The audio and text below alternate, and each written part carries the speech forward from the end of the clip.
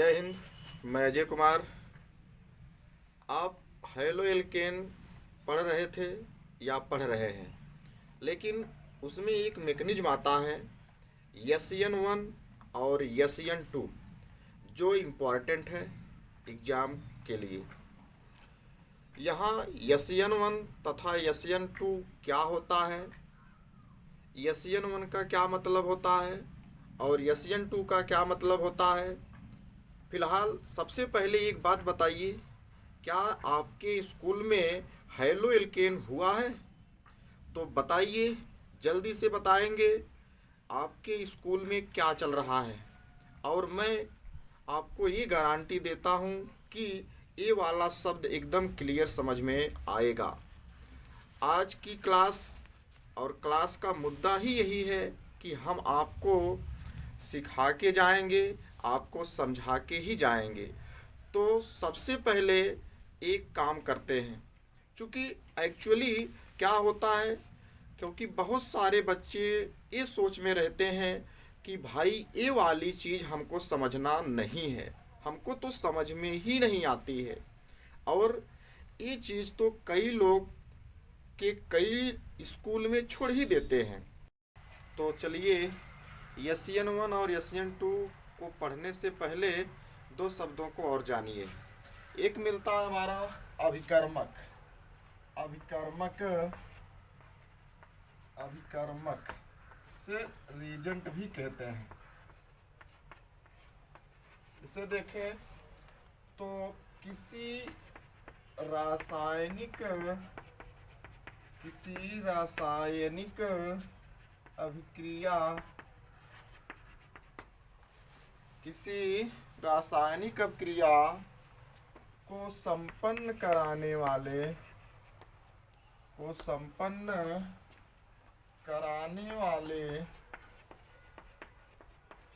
कारक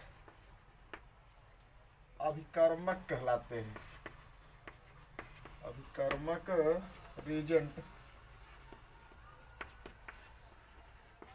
कहलाते हैं। किसी रासायनिक अभिक्रिया को संपन्न कराने वाले कारक अभिकर्मक कहलाते हैं। और ये अभिकर्मक दो प्रकार के होते हैं।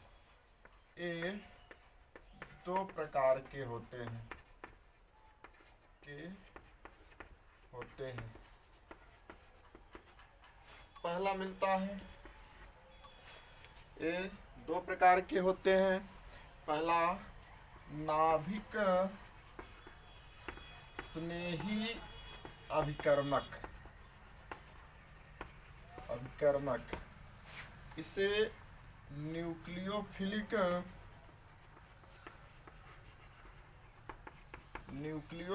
रीजेंट कहा जाता है। इसे Nu- से दर्शाते हैं, निरूपित करते हैं। और दूसरा मिलता है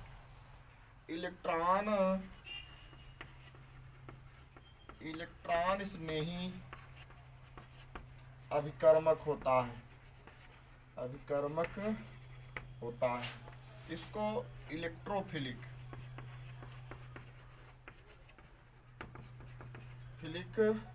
रीजेंट, जिसे E पॉजिटिव से निरूपित करते हैं। नोट करते चलिएगा भाई, साथ में लिखते जाएंगे, तभी जाके क्लियर हो पाएगा। तो चलिए, हम सबसे पहले नाभिक स्नेही अभिकर्मक को समझते हैं। नाभिक स्नेही अभिकर्मक, न्यूक्लियोफिलिक रीजेंट, तो वे अभिकर्मक जिसमें इलेक्ट्रॉन घनत्व अधिक होता है, यानी कि जो इलेक्ट्रॉन धनी होते हैं, मतलब जिसमें इलेक्ट्रॉन ज़्यादातर ज़्यादा पाए जाते हैं। दूसरा, जो धन अर्थात नाभिक की परमाणु नाभिक की ओर आकर्षित होता है। और सामान्यतः तीसरे पर चलेंगे तो सामान्यतः यह ऋणावेशित होता है।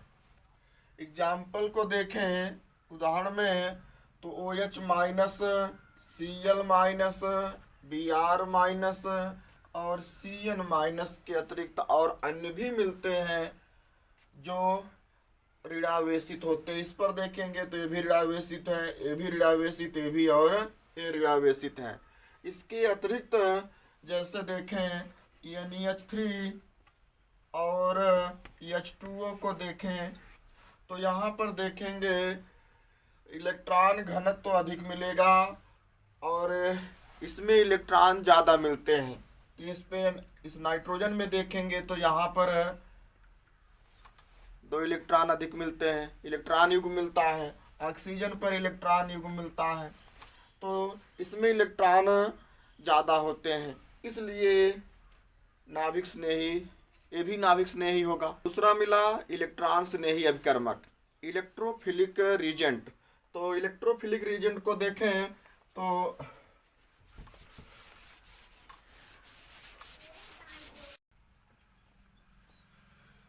इलेक्ट्रॉन स्नेही अभिकर्मक, इलेक्ट्रोफिलिक रीजेंट, तो वे अभिकर्मक जिसमें इलेक्ट्रॉन की कमी रहता है। अभी इसके पहले देखे थे नाभिक स्नेही अभिकर्मकों में, तो उसमें इलेक्ट्रॉन की अधिकता थी। अब एक चीज और जानते हैं कि जो परमाणु अपने इलेक्ट्रॉन को त्यागता है, भाई अपना इलेक्ट्रॉन त्यागेगा तो किसी दूसरे परमाणु को देगा। त्यागने वाला, इलेक्ट्रॉन को त्यागने वाला परमाणु जो होता है वह धनावेशित हो जाता है। किसके लिए? वो जो इलेक्ट्रॉन को ग्रहण कर रहा है, जो परमाणु इलेक्ट्रॉन को ग्रहण कर रहा है, उस परमाणु के लिए यह जो है, जो इलेक्ट्रॉन को त्याग रहा है, यह उसका धनावेशित हो जाता है, उस पर पॉजिटिव चार्ज आ जाते हैं। और जो इलेक्ट्रॉन को ग्रहण करता है वह त्यागने वाले, इलेक्ट्रॉन को त्यागने वाले परमाणु का ऋणावेशित हो जाता है। तो सिंपल सी बात है, जो परमाणु अपने इलेक्ट्रॉन को त्यागा, जो धनावेशित हुआ, जो धनायन बनाया, वह जो है उसमें इलेक्ट्रॉन की कमी हो गई। भाई क्योंकि अपना इलेक्ट्रॉन त्याग दिया, उसके वाह्य कोश से एक इलेक्ट्रॉन जो फिर जितने इलेक्ट्रॉन हो वो निकल गए, तो इसमें इलेक्ट्रॉन की कमी हो गई। तो उसमें देखे थे कि अर्थात जो इलेक्ट्रॉन को त्यागा, धनावेशित बनाया, तो उसमें इलेक्ट्रॉन की कमी हो गई। और जो इलेक्ट्रॉन को ग्रहण किया उसमें इलेक्ट्रॉन तो बढ़ गया ना, तो वहां पर इलेक्ट्रॉन की अधिकता हो गई। तो नाभिक स्नेही वाले जितने अभिकर्मक थे उसमें इलेक्ट्रॉन की अधिकता थी, अर्थात इलेक्ट्रॉन की अधिकता थी। तो दूसरा स्टेप में उसमें बताया गया था कि उसमें इलेक्ट्रॉन की अधिकता है और ये जो है ऋणावेशित होते हैं। भाई इलेक्ट्रॉन की अधिकता है, इलेक्ट्रॉन किसी दूसरे परमाणु से वह लिया है, तो इलेक्ट्रॉन को हम अभी बताए कि इलेक्ट्रॉन को लेने वाला जो है वह ऋणावेशित हो जाता है, इसलिए नाभिक स्नेही में ऋणावेशिता मिली। अब यहाँ पर कह रहा है कि वे अभिकर्मक जिसमें इलेक्ट्रॉन की कमी रहता है। तो इलेक्ट्रॉन की कमी का मतलब है कि कोई परमाणु है, कोई अभिकर्मक है, कोई रीजेंट है, वह अपना इलेक्ट्रॉन त्याग दिया है।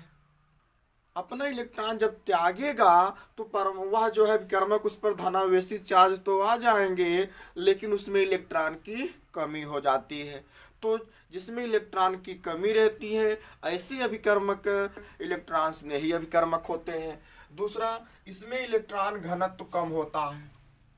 भाई सीधी सी बात है, अगर इलेक्ट्रॉन की कमी होगी तो इलेक्ट्रॉन जो है एक दूसरे से दूर दूर होंगे, इलेक्ट्रॉनों के बीच जो है स्थान जो होगा वह दूर दूर होगा, काफ़ी रिक्त स्थान होगा। लेकिन जिसमें इलेक्ट्रॉन की अधिकता थी, नाभिक स्नेही वाले में इलेक्ट्रॉन की अधिकता थी, तो इलेक्ट्रॉन की अधिकता थी तो उसमें इलेक्ट्रॉन एक दूसरे के काफ़ी सन्निकट होंगे। लेकिन यहाँ पर इलेक्ट्रॉनों की कमी है तो इलेक्ट्रॉन दूर दूर होंगे, तो इनके मध्य जो घनत्व होगा, उनकी डेंसिटी जो होगी वह कम रहेगी। आगे ऋणावेशित भाग की ओर आकर्षित होते हैं, ऋणावेशित भाग की ओर आकर्षित होता है। तो देखिएगा भाई, इलेक्ट्रॉन की कमी है, अर्थात अपना इलेक्ट्रॉन वह अभिकर्मक त्याग दिया, वह परमाणु अपना इलेक्ट्रॉन त्यागा तो धनावेशित बनाया। भाई धनावेशित बनाएगा तो ऋणावेशित की ओर अट्रैक्ट होगा ना, कोई अपोजिट चार्ज वाले की तरफ आकर्षण होता है। परमाणुओं का आकर्षण जो होता है वह अपने से विपरीत आवेश की ओर होता है। तो धनावेशित है तो ऋणावेशित की ओर, ऋणावेशित है तो धनावेशित की ओर आकर्षित होता है। तो ऐसे अभिकर्मक जो क्या होते हैं, ऋणावेशित भाग की ओर आकर्षित होता है। यहाँ पर एग्जाम्पल को समझें तो NO2 प्लस दिया है, Na प्लस दिया, FeCl3 प्लस है। तो आज की क्लास में हमको SN1 और SN2 को पढ़ने के लिए हमको नाभिक स्नेही अभिकर्मकों को पढ़ना है। नाभिक स्नेही अभिकर्मकों से हमको मतलब है, इस इलेक्ट्रॉन स्नेही अभिकर्मक से हमारा कोई लेना देना नहीं है। तो चलिए SN1 तथा SN2 को पढ़ने से पहले हम SN को जानते हैं कि SN पहले क्या है। SN का मतलब होता है नाभिक स्नेही प्रतिस्थापन अभिक्रिया। नाभिक स्नेही प्रतिस्थापन अभिक्रिया मतलब न्यूक्लियोफिलिक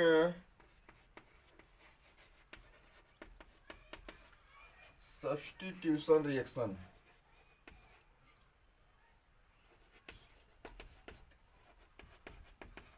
सब्स्टिट्यूशनल रिएक्शन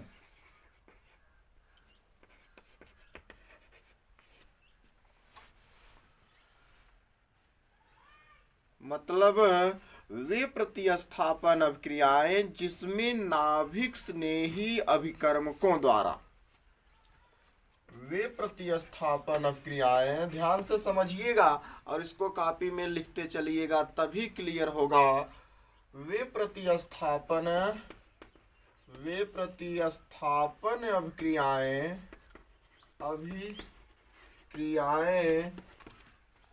वे प्रतिस्थापन अभिक्रियाएं जिसमें नाभिक स्नेही अभिकर्मकों द्वारा, या जिसमें नाभिक स्नेही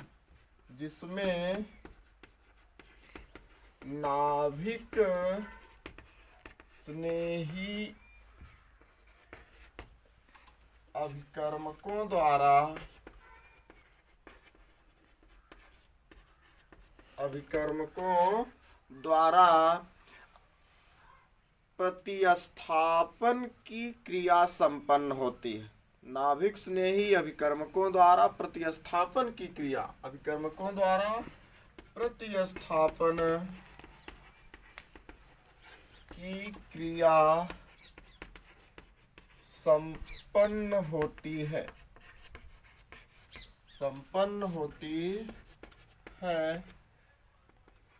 नाभिक स्नेही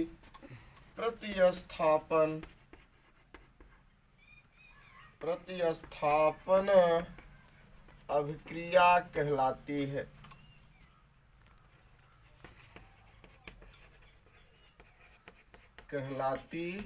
है। वे प्रतिस्थापन अभिक्रियाएं जिसमें नाभिक स्नेही अभिकर्मकों द्वारा, अभी इसके पहले हम आपको पढ़ाए थे ना SN1 और SN2 को। हम बताए कि SN1 तथा SN2 को पढ़ने से पहले दो शब्दों को समझते हैं। तो इसमें एक अभिकर्मक हमको मिला था, तो एक नाभिक स्नेही अभिकर्मक और जो है एक इलेक्ट्रॉन स्नेही अभिकर्मक। तो हम बताए कि हमको इस SN1 तथा SN2 को पढ़ने के लिए इलेक्ट्रॉन स्नेही अभिकर्मक से कोई लेना देना नहीं है, लेकिन जो नाभिक स्नेही अभिकर्मक है हमको उससे मतलब है। तो हम अभी नाभिक स्नेही अभिकर्मकों को पढ़े, तो यही नाभिक स्नेही अभिकर्मक है। कहा है कि हैलो एल्केन में वे प्रतिस्थापन अभिक्रिया को आप पढ़ चुके हैं।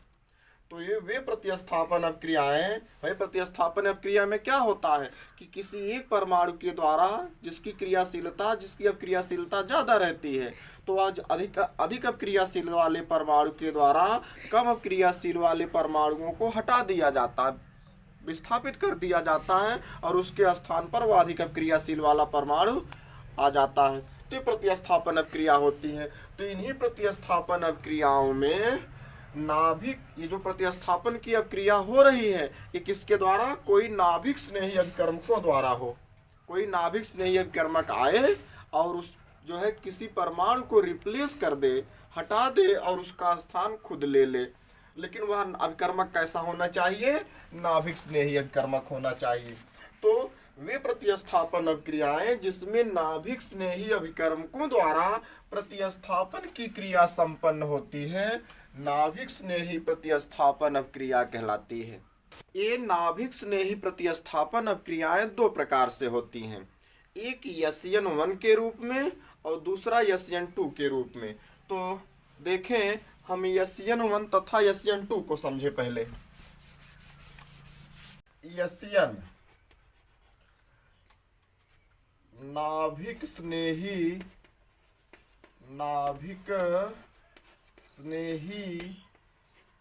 प्रतिस्थापन अभिक्रिया।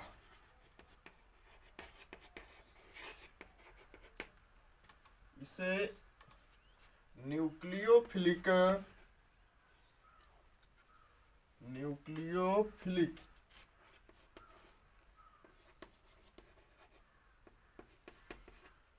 सब्स्टिट्यूशनल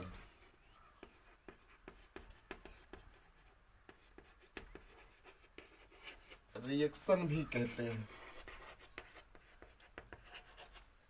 इसे न्यूक्लियोफिलिक सब्स्टिट्यूशनल रिएक्शन भी कहते हैं। तो ये न्यूक्लियोफिलिक सब्स्टिट्यूशनल रिएक्शन दो प्रकार से होता है, एक SN1 के रूप में और दूसरा SN2 के रूप में। SN1 को यूनिमालिकुलर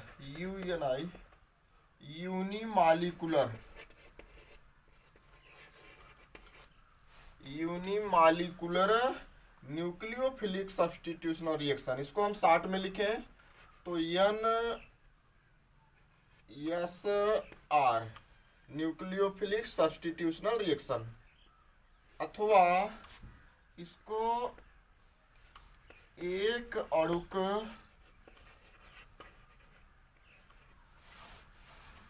प्रतिस्थापन अभिक्रिया कहा जाता है।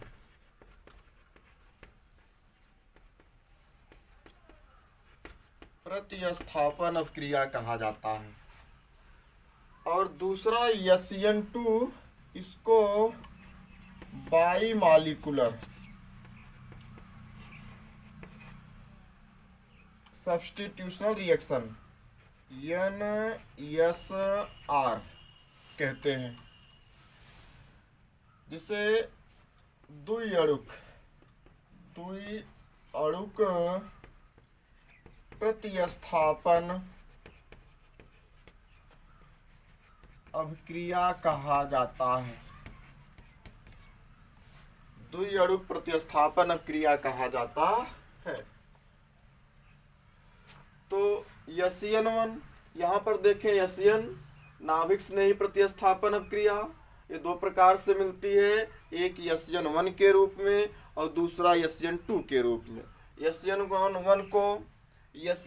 को यूनिमालिकुलर सब्स्टिट्यूशनल या न्यूक्लियोफिलिक सब्स्टिट्यूशनल रिएक्शन, जिससे एक अणु प्रतिस्थापन अभिक्रिया, बाईमालिक, दूसरा मिलता है SN2 जिससे बाईमालिकुलर न्यूक्लियोफिलिक सब्स्टिट्यूशनल रिएक्शन, द्विअणु प्रतिस्थापन अभिक्रिया कहते हैं। लिख लो। तो चलिए SN1 तथा SN2 से पहले कुछ एग्जाम्पल देखते हैं, एग्जाम्पल को समझते हैं, एग्जाम्पल को जानते हैं। तो आइए तो देखें, एक एग्जाम्पल से समझेंगे। एक एग्जाम्पल हमको मिलता है RX प्लस OH और ये बना लेता है ROH प्लस X। यहाँ पर देखें तो ये जो OH है हाइड्रॉक्सिल आयन है, इस पे जो है ऋणावेशित है, और यहाँ जो X है, X हाइड्रोजन परमाणु से है, हाइलो परमाणु है, हैलाइड है। क्लोरो क्लोरो ब्रोमो ए है और R एल्किल समूह है। तो यहाँ पर ये जो है एल्किल समूह ये पॉजिटिव है और ये जो हैलाइड है ये भी निगेटिव होता है। अब होता क्या है कि यह भी एक नाभिक स्नेही या नाभिक स्नेही अभिकर्मक है। यह एक नाभिक स्नेही अभिकर्मक और यह एक नाभिक स्नेही अभिकर्मक। इस नाभिक स्नेही अभिकर्मक के द्वारा इस नाभिक स्नेही अभिकर्मक को रिप्लेस करा दिया जाता है, हटा दिया जाता है, प्रतिस्थापित करा दिया जाता है। तो यहाँ इसकी जो रिएक्टिविटी रेट है, जो क्रियाशीलता है, इससे ज़्यादा है। तो इसलिए यह क्या करती है, इसको रिप्लेस करती है और इसके साथ जुड़ जाती है। तो जुड़ करके एक नया यौगिक ROH बना लेती है, एक एल्कोहल बना लेती है। तो यहाँ पर अगर देखें तो मतलब क्या मिला कि नाभिक स्नेही अभिकर्मकों के द्वारा एक नाभिक स्नेही अभिकर्मक है। यह भी आप नाभिक स्नेही अभिकर्मक पढ़े ना। एक नाभिक स्नेही अभिकर्मकों के द्वारा नाभिक स्नेही को प्रतिस्थापित कर दिया गया है। यहाँ पर एक नाभिक स्नेही अभिकर्मक के द्वारा दूसरे नाभिक स्नेही अभिकर्मक को प्रतिस्थापित कर दिया गया, जिसके फलस्वरूप एक नया यौगिक बनता है। एक दूसरी अभिक्रिया से समझें तो RX प्लस KOH मिला। तो इसमें क्या है कि OH ऋणावेशित है, K पॉजिटिव है, धनावेशित है, ये ऋणावेशित है, ये धनावेशित है। तो क्या होगा, ये जो है पोटेशियम हाइलाइड के साथ अब क्रिया करेगा और एक KX बना लेगा और ये जो है इस एल्किल है जो हाइड्रॉक्सिल समूह है, एल्किल समूह से अब क्रिया करेगी और बना लेगी ROH। एक नया यौगिक मिल जाता है, एक एल्कोहल मिल जाता है। इसी तरह से CH3Cl प्लस KOH की अब क्रिया कराते हैं तो क्या मिलता है, CH3OH प्लस KCl मिल जाता है। और देखें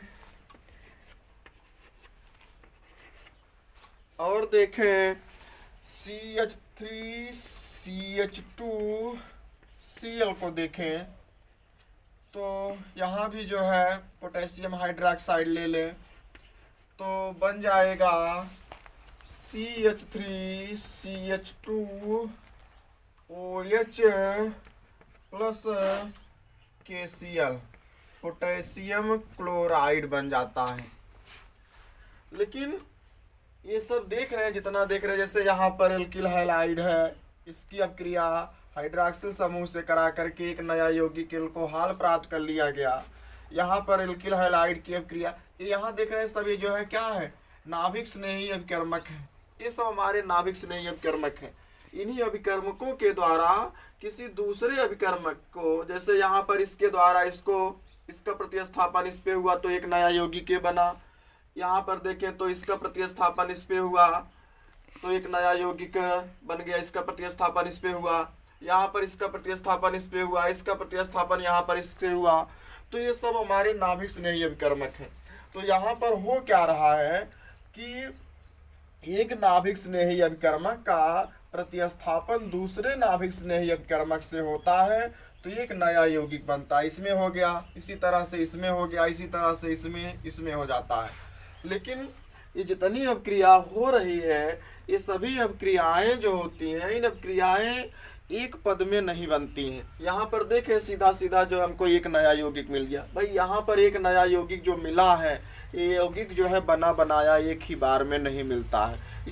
ये बनती है कई पदों में बनती हैं। इसके बनने के कई पद होते हैं और वे पदें जो हैं SN1 तथा SN2 के रूप में मिल जाती हैं।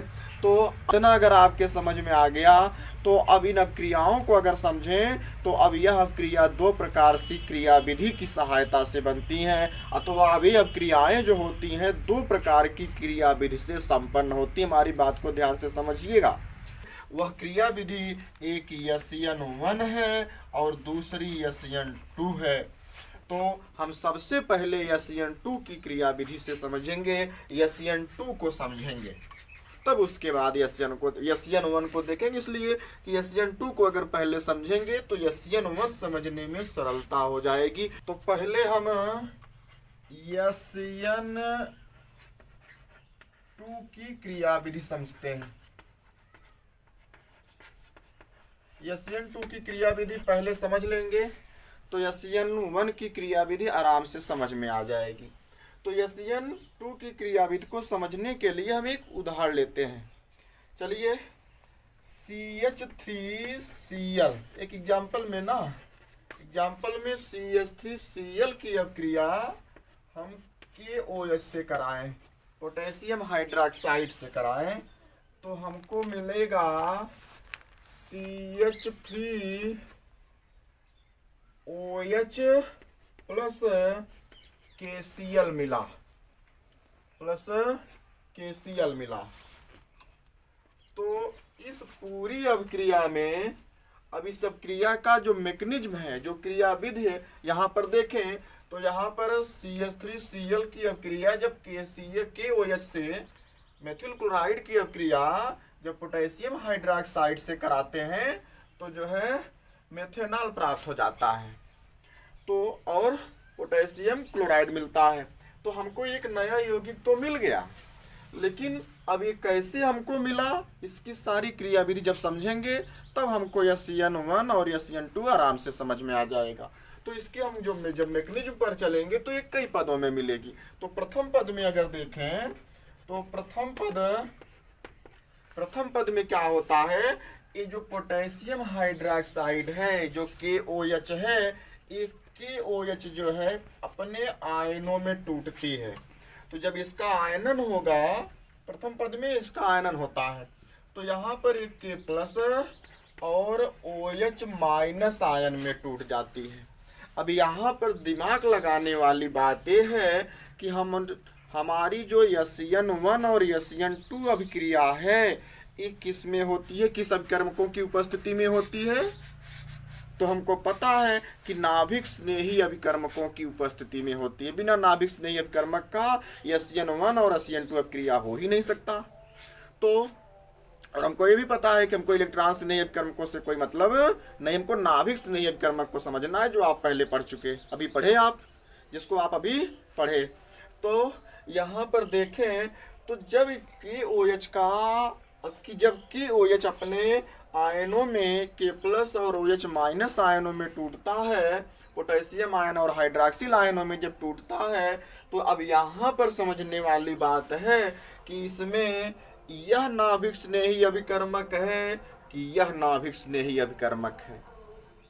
क्योंकि इस अभिक्रिया में नाभिक स्नेही अभिकर्मक से ही तो अभिक्रिया होगी, प्रतिस्थापन होगा।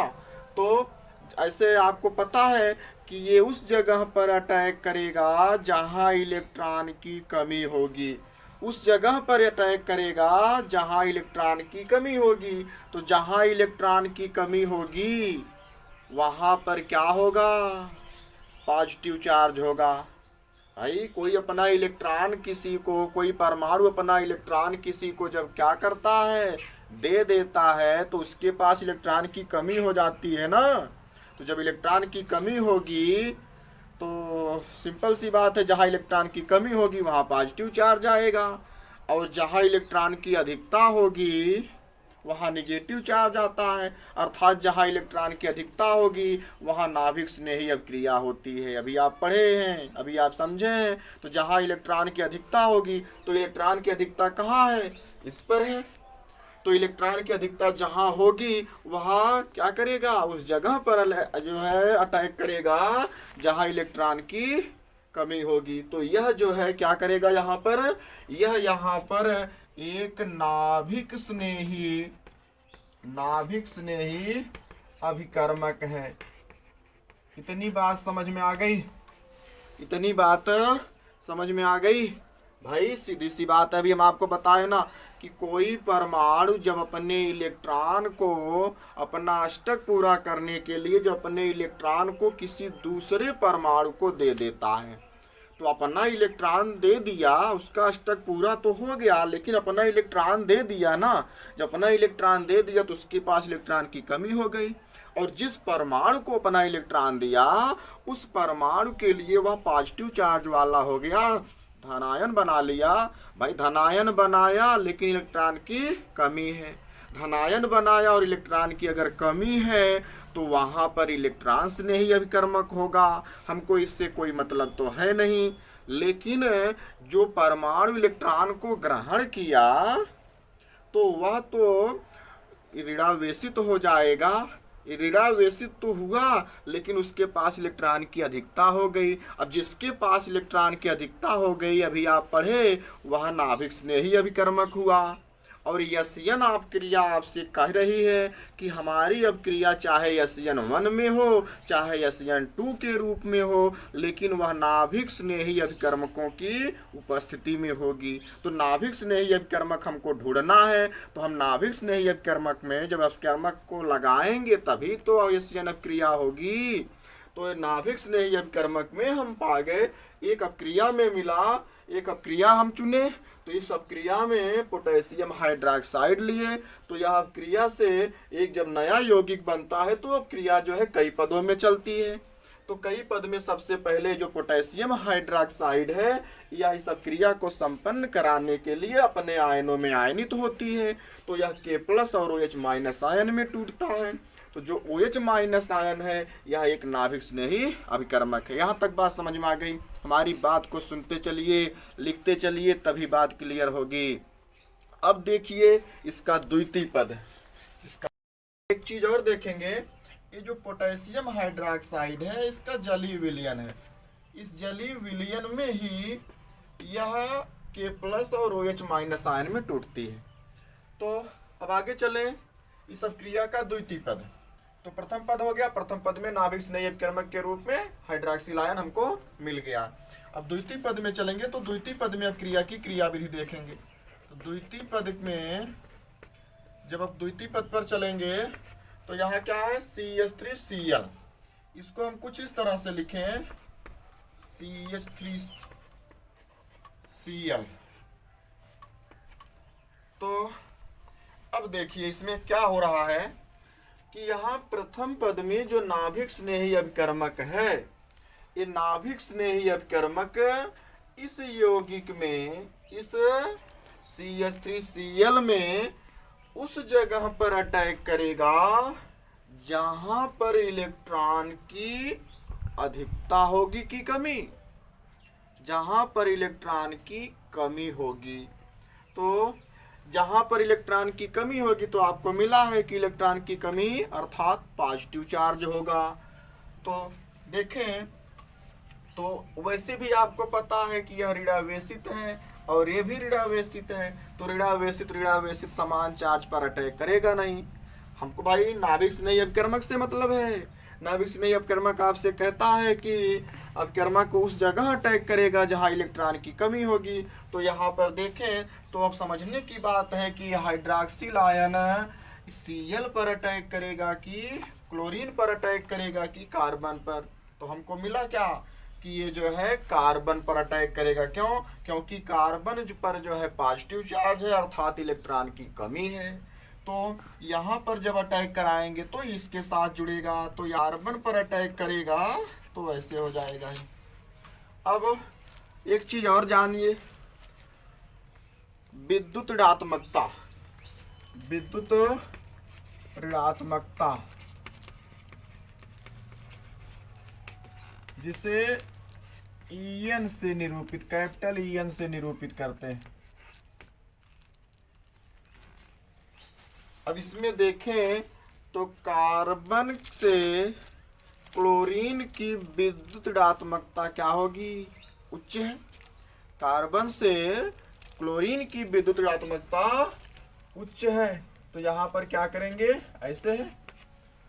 अब देखिए अगर क्लोरीन की विद्युत ऋणात्मकता अधिक है तो क्या होगा, कार्बन का इलेक्ट्रॉन, कुछ इलेक्ट्रॉन क्लोरीन की तरफ जाएगा, अर्थात क्लोरीन कुछ इलेक्ट्रॉन को अपनी तरफ आकर्षित कर लेगी। तो जब आकर्षित करेगी तो इस पर आंशिक माइनस चार्ज और कार्बन पर आंशिक पॉजिटिव चार्ज आ जाते हैं। तब अब क्रिया क्या होगी, आगे की जो अब क्रिया होगी, जब इस पर आंशिक माइनस चार्ज और इस पर आंशिक पॉजिटिव चार्ज आते हैं, तब हाइड्रॉक्सिल आयन इस CH3 से, इस कार्बन से धीरे धीरे जुड़ना शुरू करती है और आंशिक निगेटिव चार्ज क्लोरीन पर आने के कारण ये धीरे धीरे इसका बंध कमजोर होना शुरू करता है, यह धीरे धीरे कमजोर होता जाता है। तो यह क्या करेगी, ऐसे कुछ बनाएगी। यहाँ पर इसको अगर दिखाएं तो ऐसे दिखा देंगे। ये दिखा रहा है कि धीरे धीरे बंध मजबूत हो रहा है, और इस क्लोरीन को दिखाएंगे कि आंशिक माइनस चार्ज आने के कारण ये धीरे धीरे जो है इसका बंध कमजोर हो रहा है। अब यहाँ पर देखें तो ये हाइड्रॉक्सिल आयन, ये जो हाइड्रॉक्सिल आयन है, जब ये CH3 से जुड़ती है और Cl का प्रतिस्थापन करती है तो इसको इतना करने में अब क्रिया काफ़ी स्लो हो जाती है, काफ़ी मंद हो जाती है। तो यहाँ से यहाँ तक की अब क्रिया काफ़ी स्लो होती है। अब यहाँ पर यह धीरे धीरे क्या करता है, इस पर आंशिक पॉजिटिव चार्ज और आंशिक क्लोरीन पर आंशिक निगेटिव चार्ज आने के कारण हाइड्रॉक्सिल आयन कार्बन से धीरे धीरे जो है बंध बनाता है, समीप आता है, और इस पर आंशिक निगेटिव चार्ज आने के कारण धीरे धीरे ये जो है बंध टूटता है, क्लोरीन अलग होना होती है। तो यहाँ पर यह एक माध्यमिक पद बन जाता है, एक माध्यमिक यौगिक बन जाता है। इसको संकुल यौगिक भी कहते हैं। देखो जैसे इसको लगाएंगे तो इसको संकुल यौगिक कहेंगे, और यहाँ पर इसको हटा भी सकते हैं। जब इसको हटा देंगे, इसको नहीं लगाएंगे, तो इस तरह से इसमें आंशिक निगेटिव और आंशिक पॉजिटिव को दिखाएंगे। इसको लगाएंगे तो उसको दिखाएंगे, इसको दिखाएंगे तो वह नहीं लगाएंगे संकुल को। अगर संकुल को लगाएंगे तो इसको हटा देंगे। तो हम चाहे इसको लगाएं चाहे इसको लगा दें। तो यहाँ पर हम इस तरह से कर देते हैं। अब यह एक माध्यमिक यौगिक बना लेता है, एक मीडिएटर कंपाउंड बना लेता है, माध्यमिक यौगिक बन गया।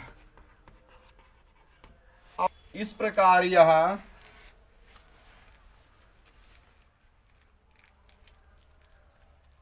देखें,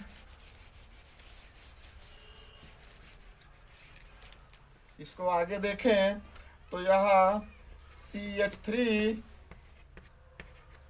OH ये बना लेती है, जिसे मेथेनॉल कहा जाता है या मेथिल अल्कोहल कहा जाता है, और एक क्लोरीन आयन के रूप में अलग हो जाती है।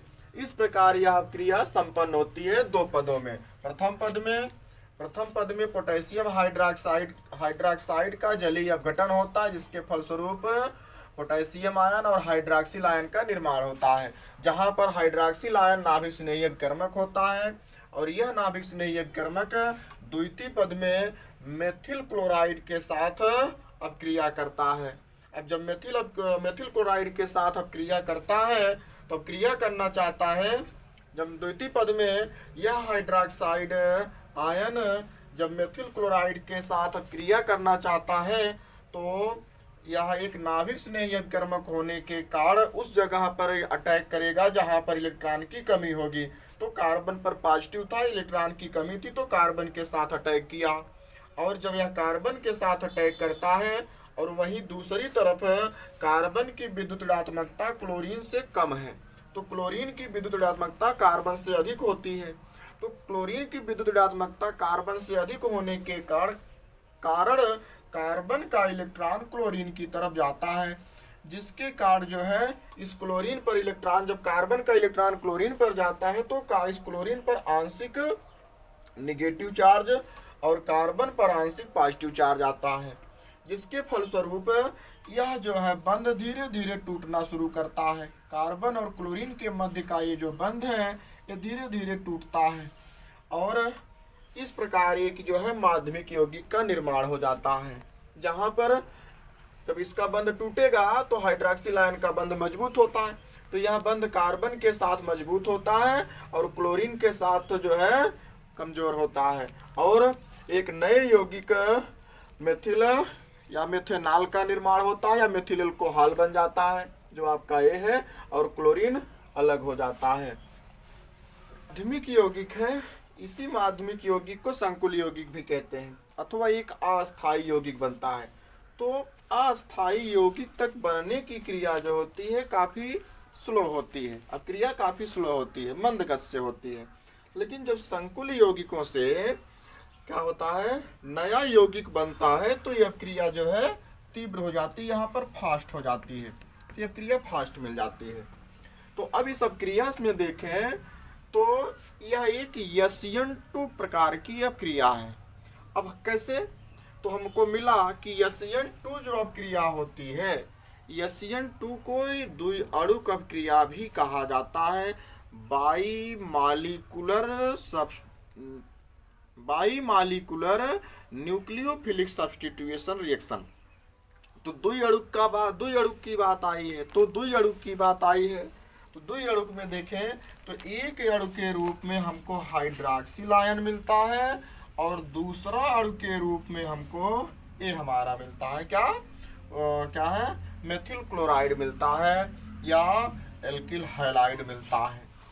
एक अणु के रूप में यह हमारा हाइड्रोक्सिल है और दूसरे अणु के रूप में ये CH3Cl है, मेथिल क्लोराइड है।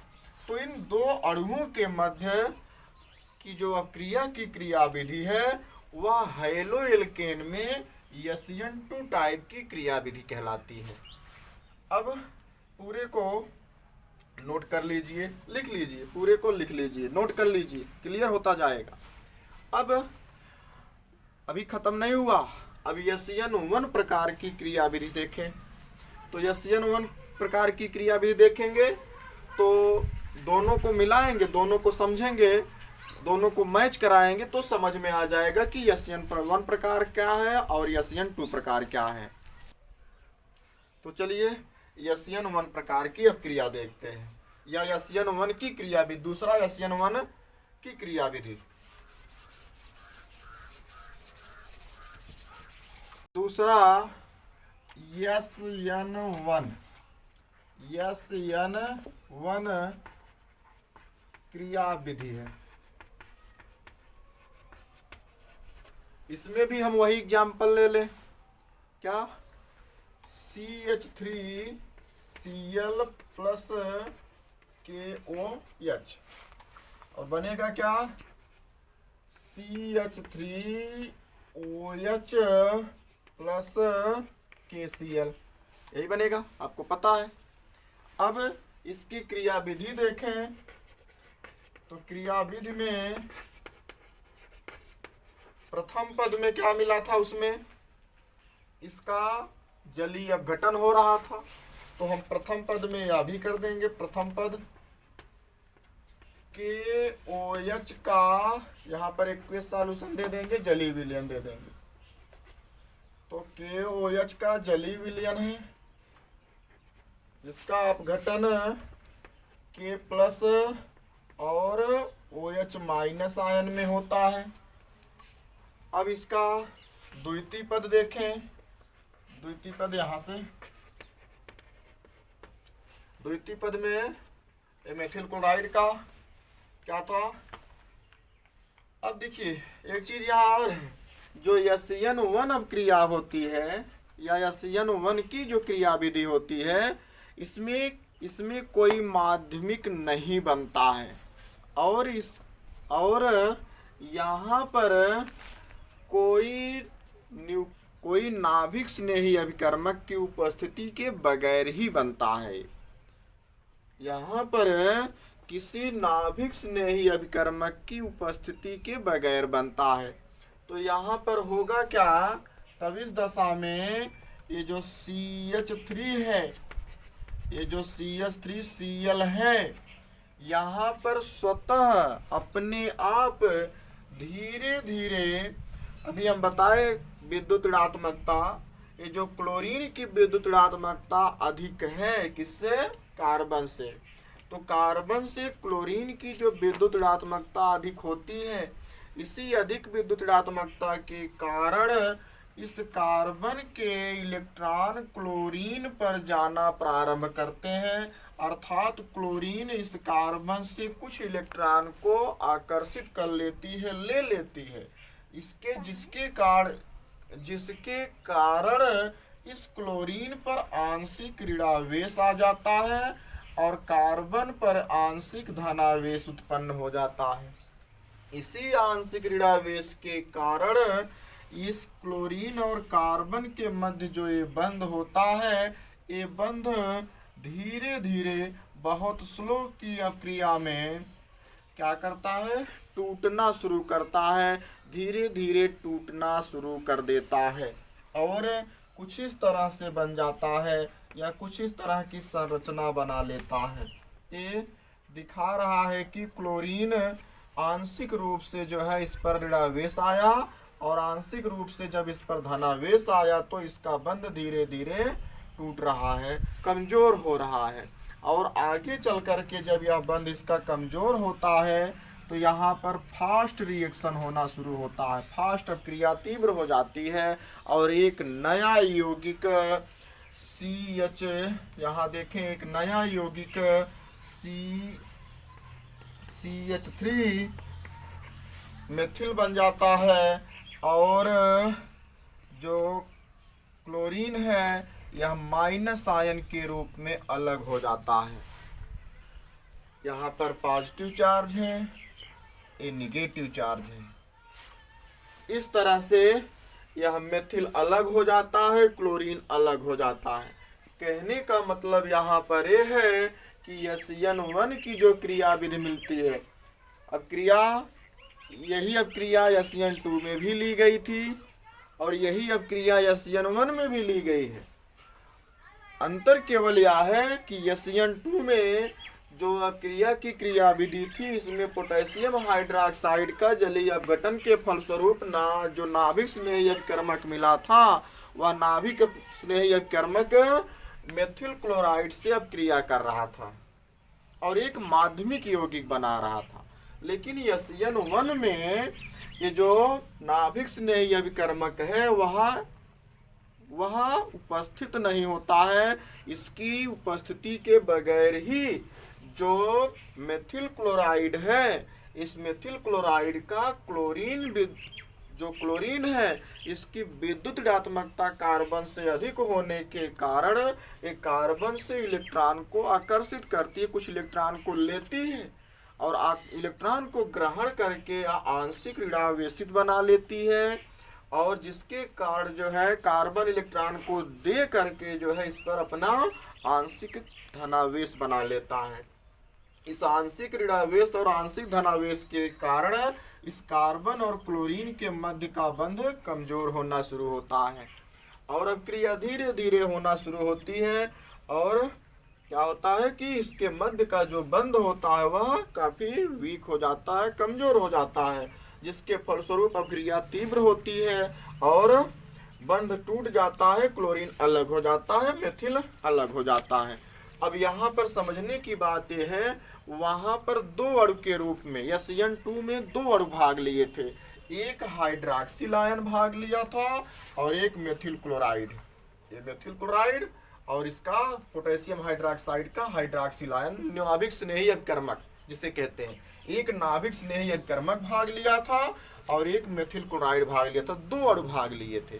तो इसलिए वहां पर SN2 प्रकार की अभिक्रिया और इसमें देखें तो इसमें नाभिक स्नेही अपकर्मक की उपस्थिति के बगैर ही ये जो है मेथिल क्लोराइड अभिक्रिया कर लेती है और एक नया यौगिक दे देती है। तो यहाँ पर अकेला अणु है, एक अणुक है, तो एक अणुक होने के कारण SN1 प्रकार की अभिक्रिया और उसमें दो अणु भाग लिए थे, इसलिए उसको SN2 प्रकार की अभिक्रिया। SN2 को आप बताएं दो अणुक अभिक्रिया कहा गया और SN1 को एक अणुक अभिक्रिया कहा गया। यहाँ तक की बात समझ में आ गई? तो थोड़ा सा और आगे देखिए। अब हम दोनों में अंतर समझा दें, दोनों में अंतर स्पष्ट कर दें। तो अब हम दोनों में अंतर स्पष्ट कर दें और स्पष्ट हो जाएगा और क्लियर हो जाएगा। तो देखिए, अब SN1 तथा SN2 का स्पष्टीकरण देखिए। मान लिया मैं एक अपक्रिया CH3 CH2Cl तथा KOH से कराई जाती है। इसमें एक नया यौगिक CH3 CH2OH प्लस KCl मिलता है। CH3 CH2Cl की अपक्रिया KOH से करा करके CH3 CH2OH और KCl प्राप्त कर लेते हैं, KCl प्राप्त करते हैं। अब इस अपक्रिया में अभिकर्मक देखें तो अभिकर्मक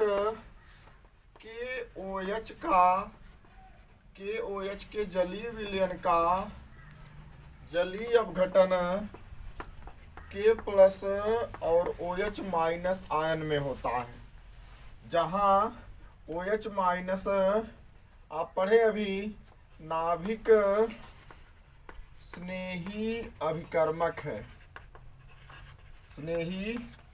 नाभिक स्नेही अभिकर्मक है। अब SN2 और SN2 और SN1 का स्पष्टीकरण देखें। इसमें इस अपक्रिया में तो SN2 में क्या होगा, CH3 CH2A है और Cl। इसमें देखें, जब अभिकर्मक के रूप में हाइड्रॉक्सिल आयन जुड़ेगा तो आपको पता है कि ये कार्बन पर अटैक करेगा। जब कार्बन पर अटैक करेगा तो ये यह बनाएगा। अब क्या होगा कि यहाँ पर इस क्लोरीन की विद्युत ऋणात्मकता अधिक है, जो आंशिक रूप से जो है ऋणावेश को बनाएगी, और कार्बन की जो है विद्युत ऋणात्मकता कम है, जो आंशिक रूप से धनावेश बनाएगा। तो आगे क्या करते हैं, अब क्रिया स्लो होती है और क्या होगा, यहाँ पर भी आंशिक ऋणावेश उत्पन्न होता है। हाइड्रॉक्सिल आयन है, आंशिक ऋणावेश है। तो क्या होगा, आंशिक ऋणावेश अधिक होने के कारण क्लोरीन पर यहाँ कार्बन और क्लोरीन के मध्य का जो बंध है वह टूटना शुरू करता है, कमजोर होता है। तो ऐसे में, और यहाँ इस हाइड्रॉक्सिल आयन और इस कार्बन के बीच का बंध जो है मजबूत होना शुरू होता है। अब क्रिया धीरे धीरे होती है तो क्या बनता है, इस तरह से CH3 CH2 और ये बांड धीरे धीरे कमजोर होता है, एक माध्यमिक यौगिक बना लेता है, एक संकुल यौगिक बना लेता है। अब क्रिया जब फास्ट होती है तो अब क्रिया के फास्ट होने पर Cl जो है क्या करता है, निकल जाता है और मिल जाता है आपको CH3 CH2OH, यह मिल जाता है। अब SN1 का स्पष्टीकरण इसी अपक्रिया से देखें तो क्या मिला, CH3A है, CH3 CH2। अब पता है कि यह नाभिक स्नेही SN1 अपक्रिया नाभिक स्नेही अभिकर्मकों के बगैर होती है, नाभिक स्नेही अभिकर्मकों के बगैर होती है। तो नाभिक स्नेही अभिकर्मक के बगैर है तो यहाँ पर Cl है, Cl लगा दिए। तो क्या करेगी, इस Cl की इस क्लोरीन की विद्युत ऋणात्मकता कार्बन से उच्च होने के कारण यह जो है क्या करेगी, इलेक्ट्रॉन को कार्बन से ग्रहण करके यह जो है आंशिक ऋणावेश उत्पन्न करेगी, और कार्बन अपना इलेक्ट्रॉन त्याग करके आंशिक धनावेश उत्पन्न करता है, जिसके कारण कार्बन और क्लोरीन के मध्य का जो बंध है वह दुर्बल होना शुरू करता है, वीक होना शुरू करता है। और अब क्रिया धीरे धीरे शुरू होती है, और इस क्रिया के धीरे धीरे शुरू होने के साथ क्या करता है, क्लोरीन अलग होता है। तो क्या करती है, यहाँ पर अब क्रिया, यहाँ के बंध को वीक दिखाए जब, तो ये बनाएगा CH3 CH2। अब यहाँ पर बंध को टूटते हुए दिखाया जाए तो यह एक संकुल यौगिक बनाएगा। वैसे आपको पता है एशियन में कोई माध्यमिक नहीं बनता है, और यह एक इस प्रकार से संकुल बनाएगी। अब क्रिया इसके मतलब संकुल का मतलब यहाँ पर है कि इस कार्बन और क्लोरीन के बंध का, कार्बन और क्लोरीन के मध्य का जो बंध है वह वीक हो रहा है, कमजोर हो रहा है। अब यहाँ पर आगे अब क्रिया देखें तो ये बना लेगी क्या, Cl निकल जाएगा और ये मिल जाता है CH3 CH2।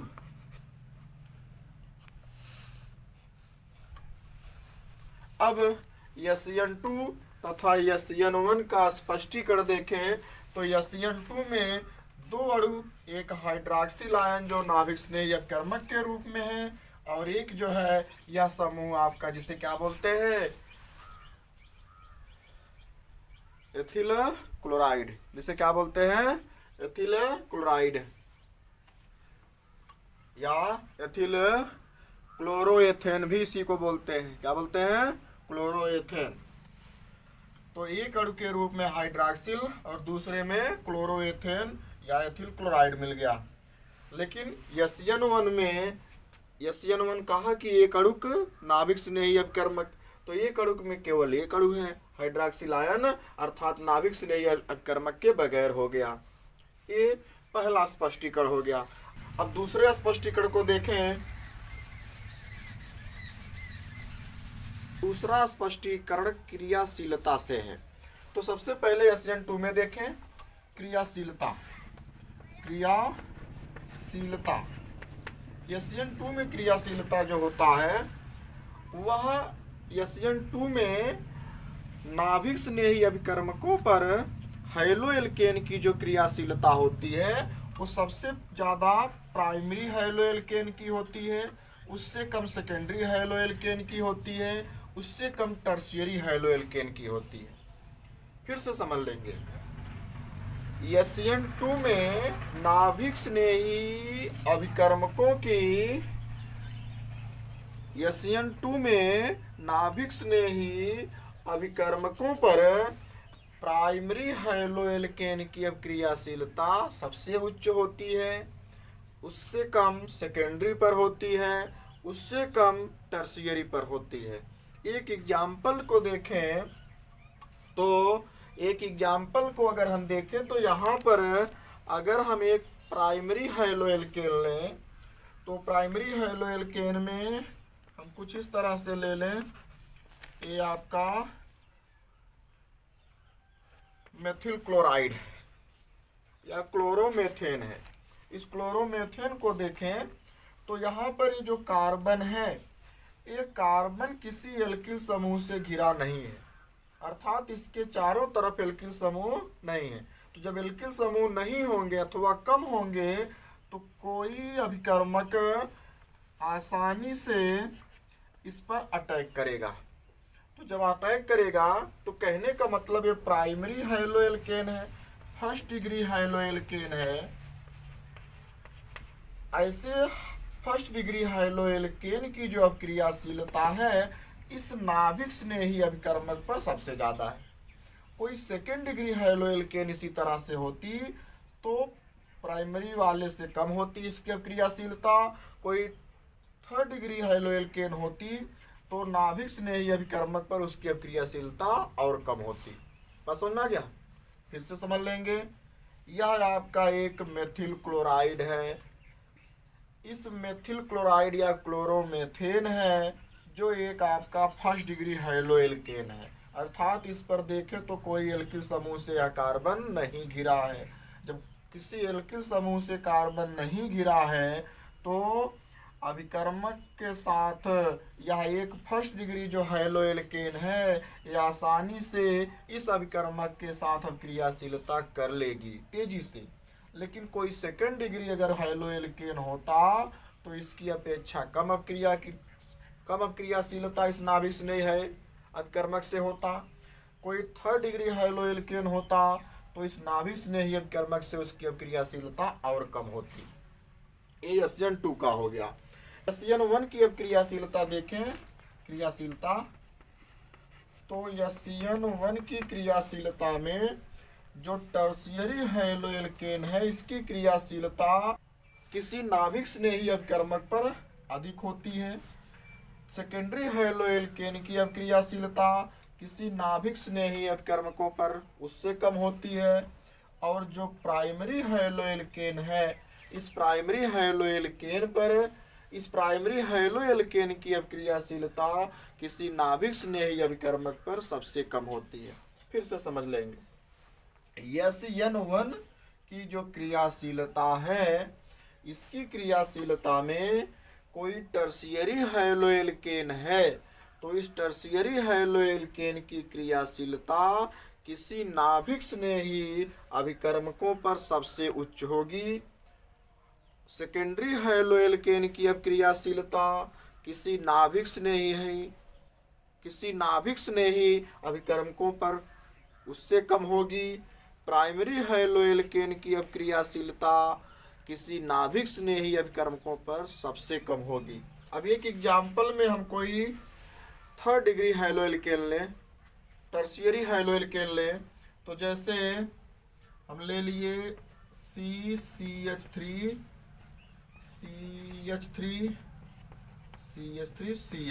इसको ले लीजिए, ये आपका थर्ड डिग्री हैलो एल्केन है। इस हैलो एल्केन पे देखें तो इसकी जो अपक्रियाशीलता है किसी नाभिक स्नेही अभिकर्मक पे, तो यहाँ पर देखें तो ये कार्बन जो है इस कार्बन एल्किल समूह से घिरा है। अब यहाँ कोई नाभिक स्नेही अभिकर्मक अगर अटैक करना चाहेगा तो यह अटैक नहीं कर पाएगा, क्योंकि आपको पता है कि SN1 प्रकार की अगर अपक्रिया है तो उसमें किसी नाभिक स्नेही अभिकर्मक की आवश्यकता नहीं है, उसके बगैर हो जाती है। तो जब उसके बगैर होगी तभी तो SN1 प्रकार की अपक्रिया कहलाएगी।